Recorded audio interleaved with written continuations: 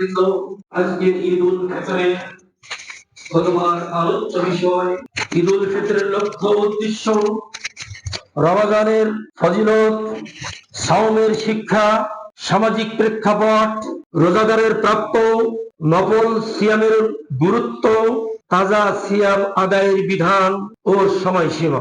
এই বিষয়গুলি সংক্ষিপ্ত আকারে এবং কতিপয় প্রশ্ন উত্তর প্রদান করব ইনশাআল্লাহ। ওয়া তৌফিক ইল্লা বিল্লাহ আলাইহি তাওয়াক্কালতু ওয়া ইলাইহি উনীব। আপনাদের সকলেরই মনোযোগ আকর্ষণ করে বলছি, আজ ঈদ উল ফিতরের দিন উপস্থিত হয়েছে। আজ আমাদের কোনো কাজ নেই। আজ এই ঈদ উল ফিতরে রাসূল যা করতেন সেটাই আমাদের করণীয়। সেটি হচ্ছে 2 রাকাত সালাত আদায় করা, খুতবা প্রদান করা, সমসাময়িক বিষয়ে আলোচনা করা, নসিহামূলক বক্তব্য দেওয়া, মুক্তাদিরকে এগুলি মনোযোগ সহকারে শ্রবণ করা। আপনাদের মনোযোগ আকর্ষণের জন্য বলছি, আপনারা কেউ ঘুমাবেন না। তন্দ্রা আসলে একটু নড়ে চড়ে বসবেন, কোনো ওয়ালে হেলান দিয়ে বসবেন না। বসলে অলসতা আসবে, তন্দ্রা আসবে। আমরা এই যে জিকির, এটা হলো জিকির। খুতবা আলোচনা হবে, এটাই হচ্ছে জিকির। দোয়া হবে, এটাই হচ্ছে দোয়া। এই দোয়া এবং জিকির আমরা শরীক হব। যাদের কাছে মোবাইলের সুইচ ফুল অফ করবেন, তাহলে মনোযোগ ঠিক থাকবে। ভাইব্রেশন দিয়ে রাখবেন, মনোযোগ আবার ওদিকে চলে যাবে। সেজন্য আপনাদের সকলকে বিনীতভাবে আমি আহ্বান জানাচ্ছি, আল্লাহর রাসূলকে অনুসরণ করেন। তার প্রতিনিধি হিসাবে উলামায়ে কেরাম তারা যে খুতবাগুলি প্রদান করেন, সেই খুতবাগুলি যদি কোরআন এবং সহিহ সুন্নাহর আলোকে হয়, অবশ্যই অবশ্যই আপনাদেরকে শুনতে হবে এবং মানতে হবে। আর যদি সহিহ সুন্নাহর আলোকে না হয়, শুনবেন মানবেন না, শুনবেন মানবেন না। আমি যে শিরোনামগুলি উল্লেখ করেছি, এর প্রেক্ষিতে সূরা আলার কয়েকটি আয়াত আমি পাঠ করেছি, 3টি আয়াত। আল্লাহ বলছেন, কদ আফলাহা মান তাযাক্কা। যে ব্যক্তি নিজেকে পরিশুদ্ধ করতে পেরেছে, সেই ব্যক্তি সফল কাম হয়েছে। ওয়া যাকারা ইসমা রাব্বিহি ফাসাল্লা। এবং আল্লাহর নাম স্মরণ করতে করতে, তাকবীর ধ্বনি দিতে দিতে ঈদগাহে অথবা মসজিদে ঈদের সালাতের জন্য উপস্থিত হয়েছে। ফাসাল্লা, অতঃপর সালাত আদায় করেছে। এই ব্যক্তিরা সফল কাম হয়েছে। আমরা যারা আজকে উপস্থিত হয়েছি, তাকবীর ধ্বনি দিয়ে মসজিদে আসছি, 2 রাকাত সালাত আদায় করেছি, আমরা সফল কাম হয়েছি। ফিতরা আদায় করে আসছি এর আগেই। অথচ আল্লাহ রাব্বুল আলামিন পরবর্তীতে বলেন যে আমার এই কথাগুলিকে অমান্য করে কিছু মানুষ, বাল তুসিরুনাল হায়াতাদ দুনিয়া, তোমরা পার্থিব জগতের সুখ শান্তি আমোদ আহ্লাদ এগুলিকে তোমরা প্রাধান্য দিয়েছো, এগুলিকে তোমরা প্রাধান্য দাও। আল্লাহ বলছেন, অথচ ওয়াল আখিরাতু খায়রুন ওয়া আবকা, পরকাল হচ্ছে অতি উত্তম এবং চিরস্থায়ী। আল্লাহর বাণী। আজ এই দুনিয়ার জীবনে আমরা যত সুখ শান্তি ভোগ করছি, এটা সাময়িক। আমার নিঃশ্বাস শেষ হয়ে গেলে, রূহ বেরিয়ে গেলে, আমার এই সুখ শান্তি, অট্টালিকা, এই ব্যাংক ব্যালেন্স, বিভিন্ন ধরনের আমার ফ্যাক্টরি, উপার্জিত অর্থ, পার্থিব জগতের যত স্থাবর অস্থাবর সম্পদ, এগুলি আমাকে ছেড়েই যেতে হবে। শুধু সাদা 3টি কাপড় নিয়ে আমাকে যেতে হবে, আর সাথে যাবে আমার আমলটুকু, আর কিছু যাবে না। সেজন্য আল্লাহ বলছেন, বাল তুসিরুনাল হায়াতাদ দুনিয়া, বরং তোমরা পার্থিব জগতের এই সুখ শান্তিকে, আরাম আয়েশকে তোমরা প্রাধান্য দিয়েছো। অথচ পরকালের জীবন হচ্ছে তোমাদের জন্য সর্বোত্তম জীবন এবং চিরস্থায়ী জীবন। ও জীবনে আর কোনো মৃত্যু নেই। অনেক ইতিহাস বললে বলা যায়, কোরআন এবং হাদিস থেকে স্পষ্ট দলিল। সেদিন আল্লাহ রাব্বুল আলামিন সমস্ত মাখলুকাতের সামনে মৃত্যুকে একটা দুম্বার আকৃতি দেওয়া হবে, দিয়ে আল্লাহ রাব্বুল আলামিনের নির্দেশে মৃত্যুকে কোরবানি করে দেওয়া হবে, জবাই করে দেওয়া হবে। অর্থাৎ আর মৃত্যু হবে না। দুনিয়াতে মৃত্যু, জন্ম মৃত্যু, ওখানে আর কোনো মৃত্যু নেই। কবর থেকে উঠে আমাদের পুনর্জীবন যখন পাবো, চিরদিন থাকবো, কতকাল থাকবো, এর কোনো হিসেব আল্লাহ দেননি, নবীও বলেননি। আজ পর্যন্ত কোন বিজ্ঞানী আবিষ্কার করতে পারেনি, কিয়ামতের আগ পর্যন্ত পারবেও না। সেজন্য আজকের এই দিনটাকে মূল্যায়ন করতে গিয়ে আমাদেরকে নিজের মনের সাথে হিসাব নিকাশ করতে হবে, যে আমি এই একটা মাস আত্মশুদ্ধির জন্য পেয়েছিলাম। আমি আমাকে কতটুকু শুদ্ধ করতে পেরেছি।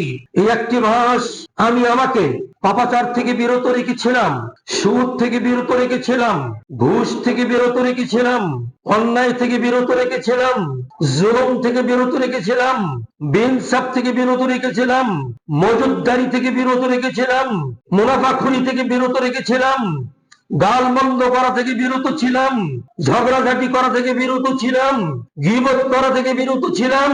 এইগুলি আমি বর্জন করে আমি কতটুকু তাকওয়া অর্জন করতে পেরেছি, এটা আজকে বুঝা পড়ার দিন, হিসাব নিকাশের দিন।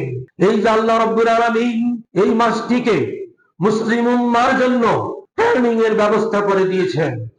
আমি কতটুকু ট্রেনিং নিয়েছি, প্রশিক্ষণ গ্রহণ করেছি আগামী জীবন চলার জন্য।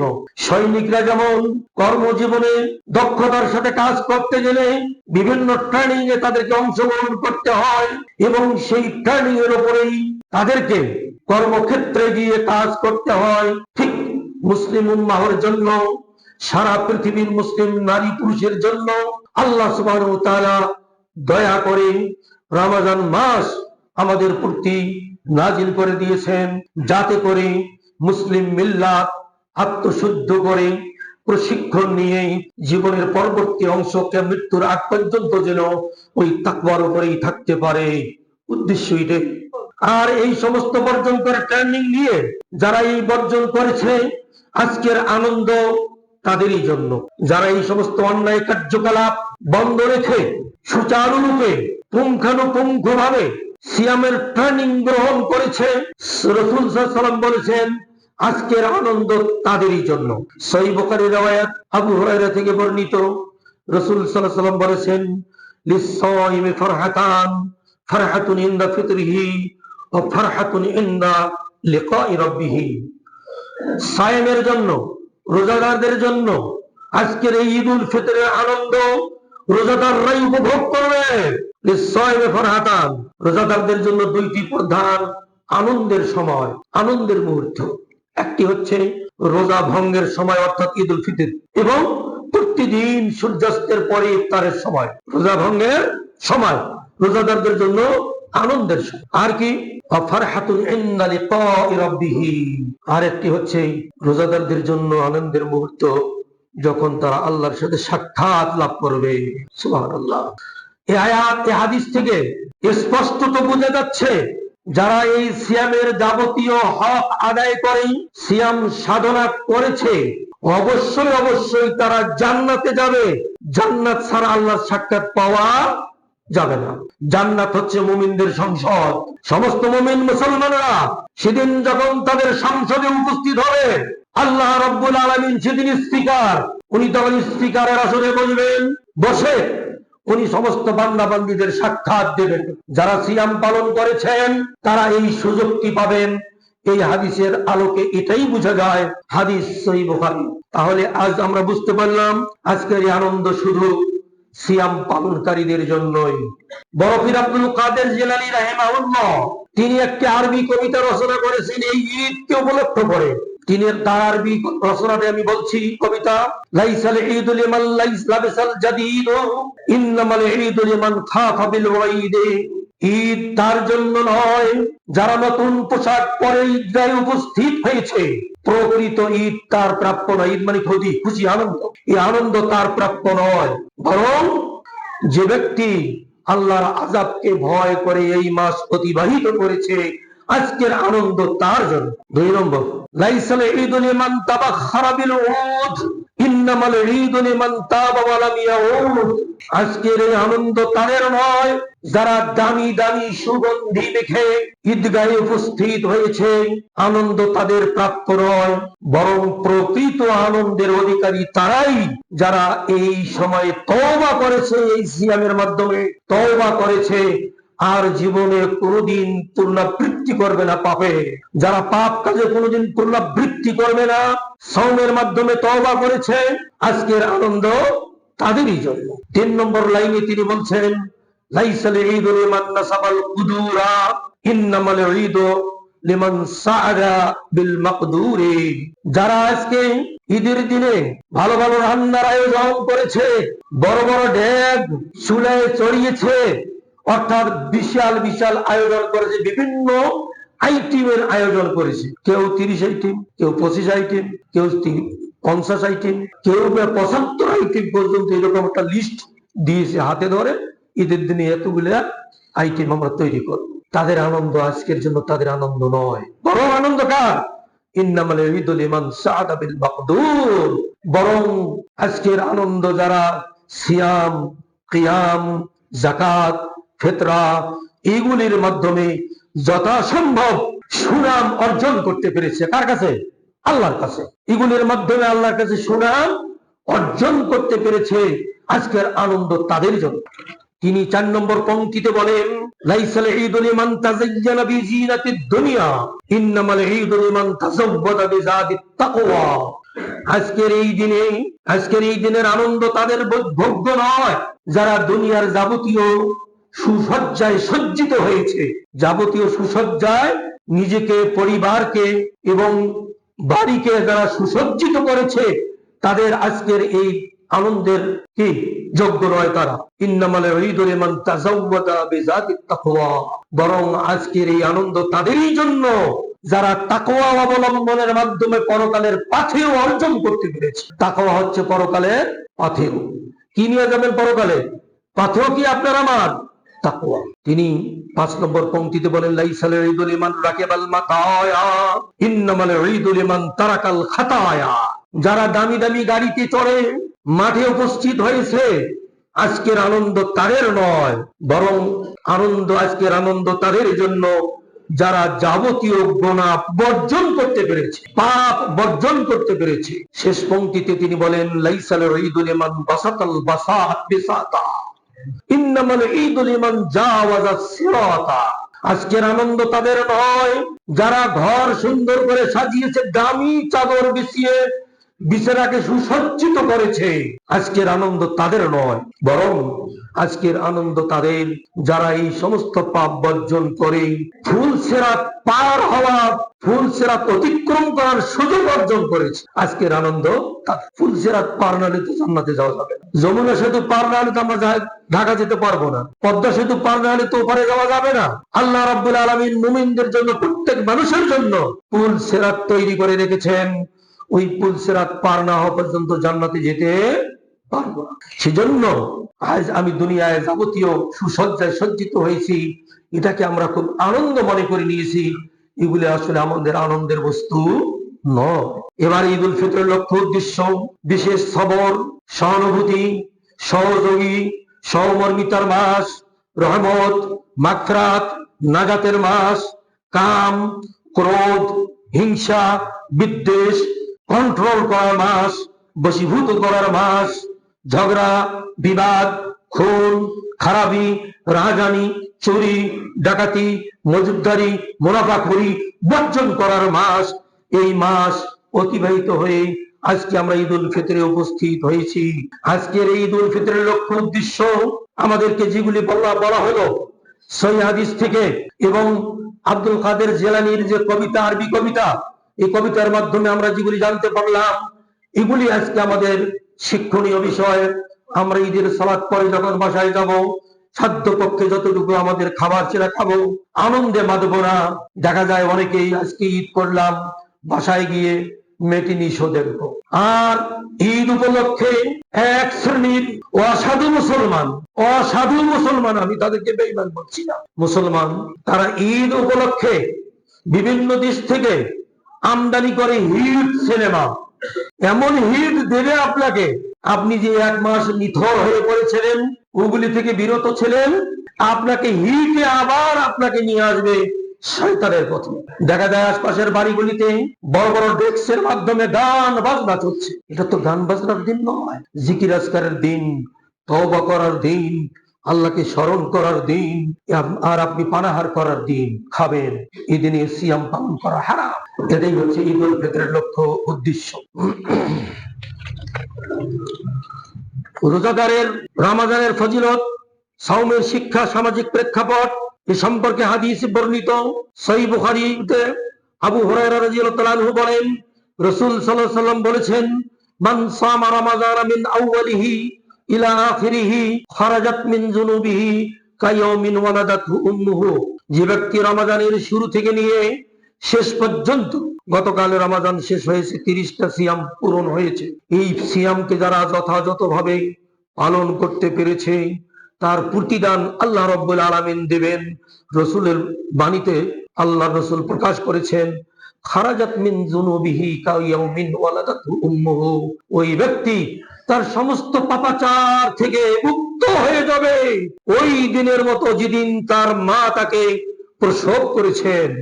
আপনি আমি যেদিন পৃথিবীতে আসছি, আগমন করেছি, সেদিন যেমন আপনি আমি নিষ্পাপ ছিলাম, কোনো অপরাধ ছিল না, কোনো পাপ ছিল না। এই সিয়াম সাধনার মাধ্যমে যারা শুরু থেকে শেষ পর্যন্ত সিয়াম সাধনা করেছে, আল্লাহ রাসূল বলেছেন সে ব্যক্তি ওই দিনের মতো নিষ্পাপ হয়ে যাবে। সুবহানাল্লাহ। তাহলে আমরা যারা এভাবে সিয়াম পালন করেছি, অবশ্যই আশা রাখতে পারি আজকে আমি ঈদের মাঠ থেকে, ঈদগার সালাত, ঈদের সালাত থেকে নিষ্পাপ হয়ে যাব। সেজন্য আবার নতুন করে পাপ করার জন্য মনোভাব সৃষ্টি না, আমি তো নিষ্পাপ হয়ে গেছি। কারণ হতে পারে এমনটি যে আপনি হিট গান শুনতে শুনতে আজরাইল এসে, মালাকুল মউত এসে উপস্থিত হতে পারে। তো পারে কি পারে না? পারে। এই বিশ্বাস আমাদের যদি থাকে তাহলে অবশ্যই আমরা এগুলি থেকে বিরত থাকব। এবার নফল সিয়াম রোজার গুরুত্ব। নফল সিয়াম রাখলে কি গুরুত্ব, কি লাভ? আবু আইয়ুব আনসারী থেকে বর্ণিত, আন্নাহু হাদাসু আন্না রাসূলুল্লাহ সাল্লাল্লাহু আলাইহি ওয়াসাল্লাম قال মান সামা রমাযান সুম্মা আতবাহু সিত্তাম মিন শাওয়াল কানা কাসিয়ামিদ দাহর, রাওয়াহু সহিহ মুসলিম। আবু আইয়ুব আনসারী থেকে বর্ণিত, তিনি বলেন রাসূল সাল্লাল্লাহু আলাইহি ওয়াসাল্লাম বলেছেন, যে ব্যক্তি রমাযানের সিয়াম পালন করলো, অথবা শাওয়াল মাসের আজ 1 তারিখ, আজকে সিয়াম পালন করা হারাম, শাওয়ালের 6টা সিয়াম আদায় করলো, সে যেন সারা বছর সিয়াম পালন করলো। আল্লাহ কত সুযোগ করে দিয়েছেন মুমিনদের জন্য, মুসলিমদের জন্য। 1 মাস সিয়াম পালন করলাম, ট্রেনিং অর্জন করলাম, আর এই 6টা সিয়াম পালন করব, তাহলে আমি সারা বছর সিয়াম পালনের সওয়াব অর্জন করব। এর ব্যাখ্যায় আল্লাহ তাআলা যে ব্যক্তিকে একটি ভালো আমল, আল্লাহ তাআলা সূরা আনআমের 160 নম্বর আয়াতে বলেছেন, কি বলেছেন? যে ব্যক্তি একটি নেকি করলো সে কমপক্ষে 10টা নেকি পাবে। সুতরাং রমজানের 30টি সিয়ামকে আমরা যদি 10 দিয়ে গুণ দিই, তাহলে 30 গুণন 10 300 দিন, 30 গুণন 10 300 দিন।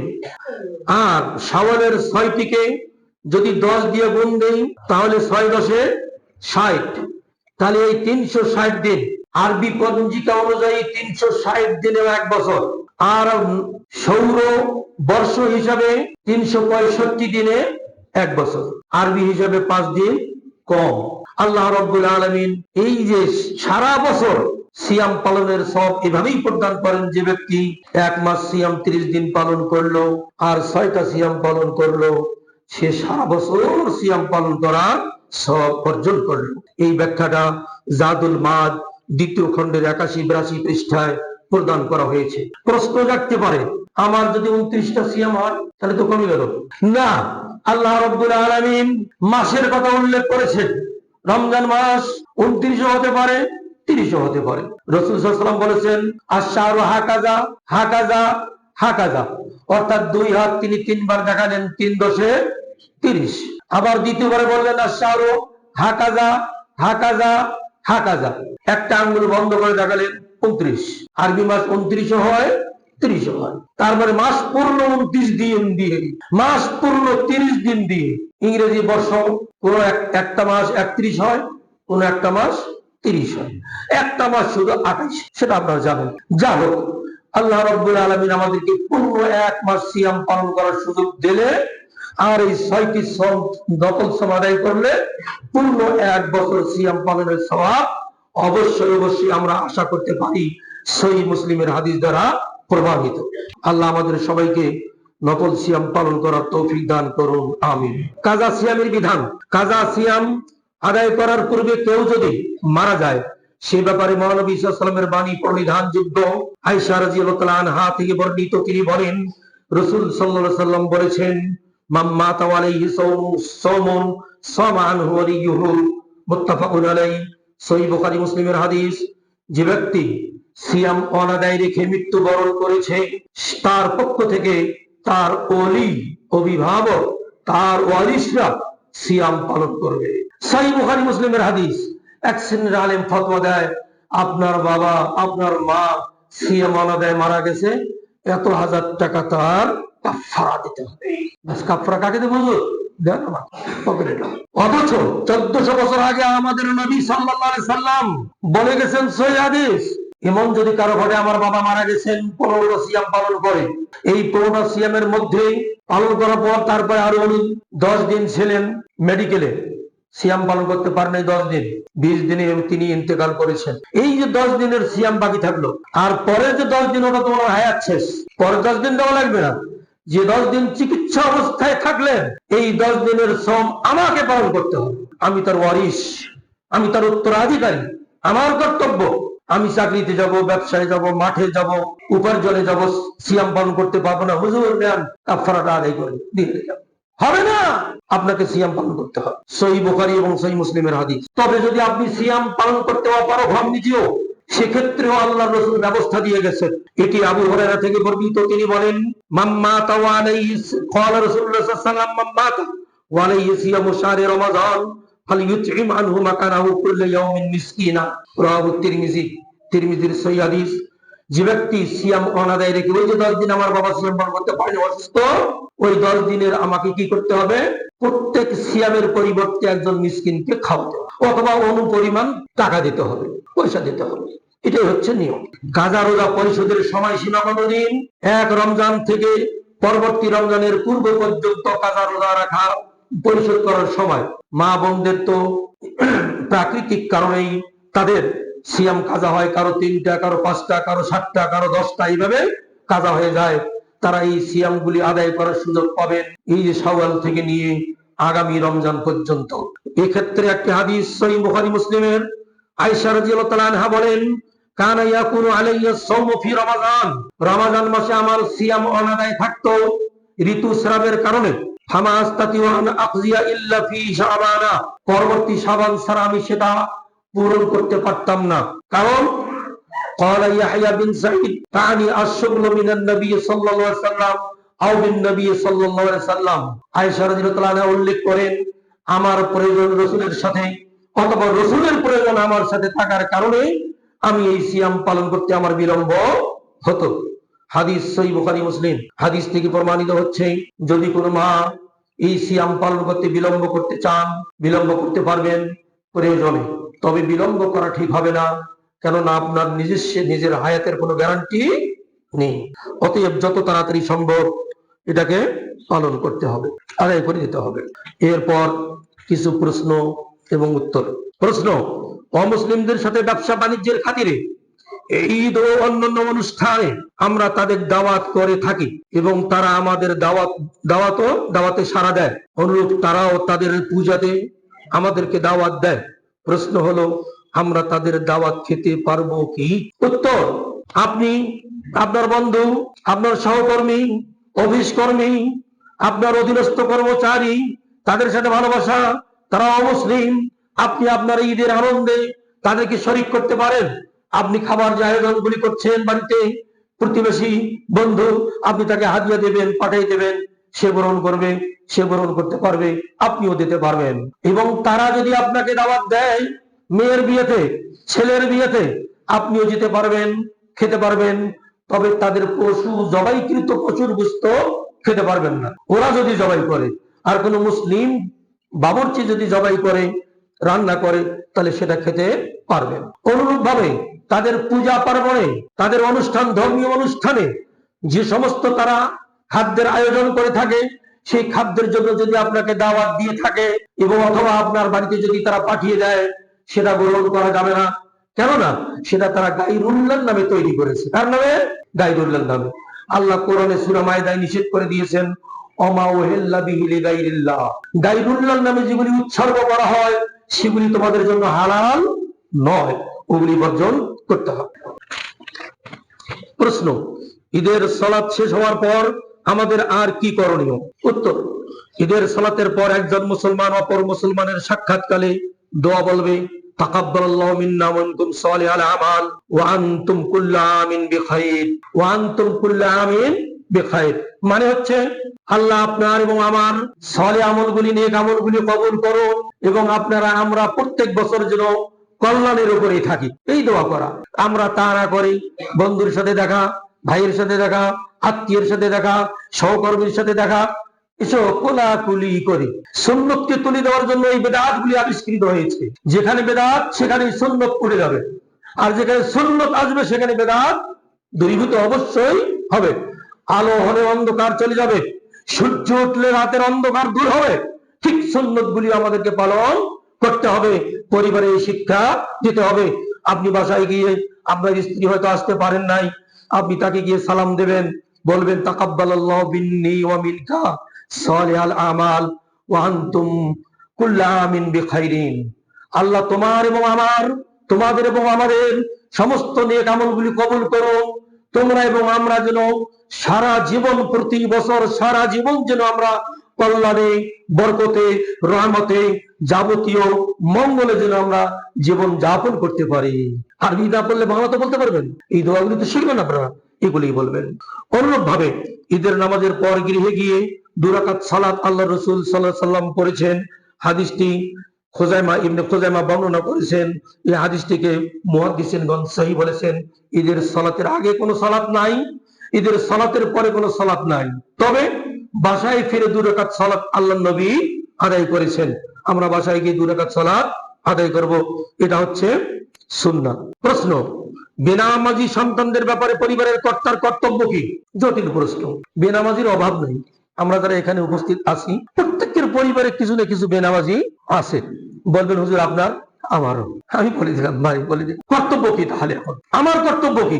আপনি গার্জিয়ান, আপনার কর্তব্য কি? উত্তর, পরিবারের কোন সন্তান যদি বেনামাজি হয় তবে তাদের কর্তার আবশ্যক হচ্ছে তাদেরকে সালাতের ব্যাপারে বাধ্য করা। কিভাবে বাধ্য করবেন? আপনি ললিপপ দিয়ে বাধ্য করতে পারেন। এখন এই সন্তান কি ললিপপ দিয়ে বাধ্য হবে? ও তো ললিপপ খাবে না। আর ওকে কি করবেন? নসিহা করবেন, ধর্মীয় বইগুলি পড়ে শোনাবেন।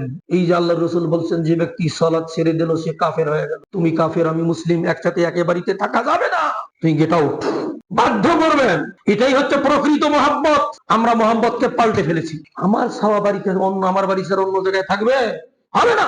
আল্লাহ রাসূল সাল্লাল্লাহু আলাইহি ওয়াসাল্লাম বলছেন, শাসনের তরবারি, শাসনের লাঠি কখনো তোমরা বাড়ি থেকে নামাবে না। সাহাবীগণ শাসনের লাঠির টাঙ্গিয়ে রাখতেন। স্ত্রী যদি এদিক সেদিক করে, এদিক সেদিক বলতে বোঝেন তো, অর্থাৎ সালাত পড়ে না, পর্দা করে না, অন্যের সাথে পরো করে, কথা বুঝলেন? এমন যদি করে বাড়ি দেবেন। ছেলে পড়ে না, বাড়ি দেবেন। মা বোনরা বলবে, হুজুর আমার তো স্বামী ফির পরো করে। হ্যাঁ, আপনার স্বামী যদি পরো করে আপনি আইনের দ্বারস্থ হবেন। স্বামীর বিরুদ্ধে আপনি আইন সরকার তো আইন তৈরি করেছে, নারী শিশু নির্যাতন আইন তৈরি হয়েছে। আপনি আইনের আশ্রয় নেবেন। আপনার স্বামী কেন পরকীয়া করে তার বিরুদ্ধে আপনি লড়বেন, তবে আপনি তাকে প্রহার করতে পারবেন না। আর আপনাকে সোজা করার জন্য তিনি একটু প্রহার করবেন, তবে এমন প্রহার নয় যাতে মেডিকেলে যাওয়া লাগে, এমনটি করা যাবে না। এমন কিছু অসৎ স্বামী আছে, অযোগ্য স্বামী আছে, নিষ্ঠুর মানুষ নামের অমানুষ কিছু স্বামী স্ত্রীর উপর অমানবিক নির্যাতন করে। এরা স্বামী নামের কলঙ্ক। যাক, আমার কথাগুলি একটু হয়তো আপনাদেরকে খারাপ লাগতেছে ভাই, আমার কোনো দোষ নাই ভাই। আমি আমাকে প্রত্যেককে সংশোধন করার জন্য কথাগুলি বলছি, আমার কথায় কেউ কষ্ট নেবেন না। আল্লাহ রাসূল সাল্লাল্লাহু আলাইহি ওয়াসাল্লাম বলছেন, ওয়াজরিবুহুম আলাইহা লিআশরি সিনিন। তোমরা তাদেরকে বাধ্য করবে কিভাবে? যখন 10 বছর বয়স হয়েছে, সালাত আদায় করে না, তোমরা তাকে প্রহার করবে, লাঠি দিয়ে মারবে। হ্যাঁ, নামাজ পড়ো, সালাত পড়ো, সালাত পড়ো। আজ পড়লো না, মারলেন, আগামীকাল মারলেন, তারপরে মারলেন, মারতে মারতে তাতেও হলো না। তারপরে কি হতে হবে? সহিহ আলবানী ফতোয়া আরকানুল ইসলামী উল্লেখ করা হয়েছে, তাকে আইনের হাতে তুলে দিতে হবে। বাড়ি থেকে বের না করে দিয়ে কি করতে হবে? আইনের হাতে তুলে দিতে হবে, এবং আইন অনুযায়ী, আদালত অনুযায়ী তাকে শাস্তি দিবে। আমাদের দেশে আইনের হাতে তুলে দিলেও নেবে, নেবে নেবে না, কারণ ইসলামী আইন তো নাই, এখানে আছে নাই। অথচ ইসলামী আইন যদি থাকতো, ইসলামী আইন অনুযায়ী তাকে কারাগারে নিক্ষেপ করতে হবে। ওই কারাগারে থাকবে শিক্ষার ব্যবস্থা, ভালো ভালো স্কলাররা থাকবে, ওকে বুঝাবে। বুঝাতে বুঝাতে দেখা যাবে 1 মাস পর, 2 মাস পর, 3 মাস পর ও একদম পাক্কা মুসল্লি হয়ে বেড়ে আসবে। কত সুন্দর ব্যবস্থা ইসলাম দিয়েছে, কিন্তু আমরা সেগুলি করতে পারি না, করতেওছি না। এই বর্তমান যে সরকার আসছে, অনেকেই বলে কিছুটা ইসলাম পড়তি লা ইলাহা ইল্লাল্লাহ লিখে রাখছে। বুঝলেন আপনারা? লা ইলাহা ইল্লাল্লাহ লিখলেই কি ইসলাম মুসলিম হয়ে গেল? আর সমাজের সর্বস্তরে ইসলাম কায়েম করতে হবে সর্বপ্রথম তাওহীদ, শিরক যত আছে মূলোৎপাটন করতে হবে। তারপরে সর্বসাধারণের মাঝে সালাত কায়েম করতে হবে। তারপর 3 নম্বর হচ্ছে যাকাত কালেকশন করে গরিবদের মাঝে বিলিয়ে দেওয়ার সুব্যবস্থা গ্রহণ করতে হবে। এগুলি হচ্ছে ইসলামী সরকারের প্রথমতম দায়িত্ব। এই দায়িত্বগুলি অবশ্যই পালন করবে। এবার উপসংহারে বলতে চাই, বলবেন হুজুর কতবার খুতবা দেয়, আর না, আর বেশি না। উপসংহারে বলি, আজকের আমরা আলোচনা থেকে জানতে পারলাম ঈদ মানে নয় শুধু দামি পোশাক পরা, ঈদ মানে নয় শুধু দামি খাবার খাওয়া। ঈদের নামে বন্ধ হোক সকল প্রকার রং তামাশা, ঈদের নামে বন্ধ হোক সকল প্রকার নির্যাতন, ঈদের নামে বন্ধ হোক সকল প্রকার অন্যায়, ঈদের নামে বন্ধ হোক সকল প্রকার অবিচার, ঈদের নামে বন্ধ হোক বিশ্বের শান্তি, ঈদের নামে বন্ধ হোক চালু হোক শান্তি, ঈদের নামে বন্ধ হোক ইহুদি খ্রিস্টানদের যৌথভাবে আগ্রাসন বন্ধ হোক। মুসলিম প্রধান দেশগুলি আজ অশান্তিতে ভুগছে। আল্লাহ রাব্বুল আলামিন তাদের মাঝে শান্তির ব্যবস্থা দান করুন, আমিন। اللهم اعز الاسلام والمسلمين واذل الشرك والمشركين ودمر اعداء الدين وانصر عبادك المؤمنين اللهم وفق لنا لما تحب وترضى واجعل اخرتنا خيرا من الاولى اللهم خلد ممالك الاسلام ودولة بنغلاديش اللهم اجعل آمنة ومطمئنة سائر بلدان المسلمين خصوصا بنغلاديش بosnia কাশ্মীর আফগানিস্তান জজনিয়া পাকিস্তান ফিলিস্তিন গাজা দুবাই কাতার সৌদি আরব ইয়েমেন সুদান লেবানন মিশর ইন্ডিয়া আসাম রব্বানা আতিনা ফিদ দুনিয়া হাসানা ওয়া ফিল আখিরাতি হাসানা ওয়া কিনা আযাবান নার। এই দোয়াটার মধ্যে সব আছে, একের ভেতরেই সব। এই দোয়াটা আপনারা বেশি বেশি পড়বেন, রব্বানা আতিনা ফিদ দুনিয়া হাসানাতা ওয়া ফিল আখিরাতি হাসানা ওয়া কিনা আযাবান নার। তিনটা কথা। আল্লাহ দুনিয়ায় আমাদেরকে যাবতীয় কল্যাণ দাও, পরকালেও যাবতীয় কল্যাণ দাও, জাহান্নামের আগুন থেকে আমাদেরকে রক্ষা করো। তাহলে দুনিয়ার যাবতীয় কল্যাণ হাসানার মধ্যে আছে, দুনিয়া পরকালের যাবতীয় কল্যাণ ওই হাসানার মধ্যেই আছে, আযাব থেকে মুক্তি আছে। এই দোয়াটা বেশি বেশি করে পড়বেন, রব্বানা আতিনা ফিদ দুনিয়া হাসানা ওয়া ফিল আখিরাতি হাসানা ওয়া কিনা আযাবান নার। রব্বানা যালামনা আনফুসানা ওয়া ইল্লাম তাগফির লানা ওয়া তারহামনা লানাকুনান্না মিনাল খাসিরিন। রব্বানা হাব লানা মিন আজওয়াজিনা ওয়া যুররিয়্যাতিনা কুররাতা আ'য়ুন ওয়াজআলনা লিল মুত্তাকিনা ইমামা। রব্বানা হাব লানা মিন আজওয়াজিনা ওয়া যুররিয়্যাতিনা কুররাতা আ'য়ুন ওয়াজআলনা লিল মুত্তাকিনা ইমামা। রব্বি রহমহুমা কামা রাব্বায়ানি সগীরা। রব্বি ইজআলনি মুকিমাস সালাতি ওয়া মিন যুররিয়্যাতি রব্বানা ওয়া তাকাব্বাল দুআ। ربنا وآتنا ما وعدتنا على رسلك ولا تخزنا يوم القيامة إنك لا تخلف الميعاد. ربنا تقبل منا صيامنا وقيامنا وزكاتنا وركوعنا وسجودنا وصلاة عيدنا. ربنا تقبل منا إنك أنت السميع العليم وتب علينا إنك أنت التواب الرحيم. سبحان ربك رب العزة عما يصفون وسلام على المرسلين والحمد لله رب العالمين. السلام عليكم ورحمة الله وبركاته. আমি কিন্তু 1 ঘন্টা সময় নিয়েছি সালাত এবং খুতবা, বেশি সময় নেই। 1 ঘন্টা আল্লাহর রাস্তায় আপনারা কুরবানি করেছেন।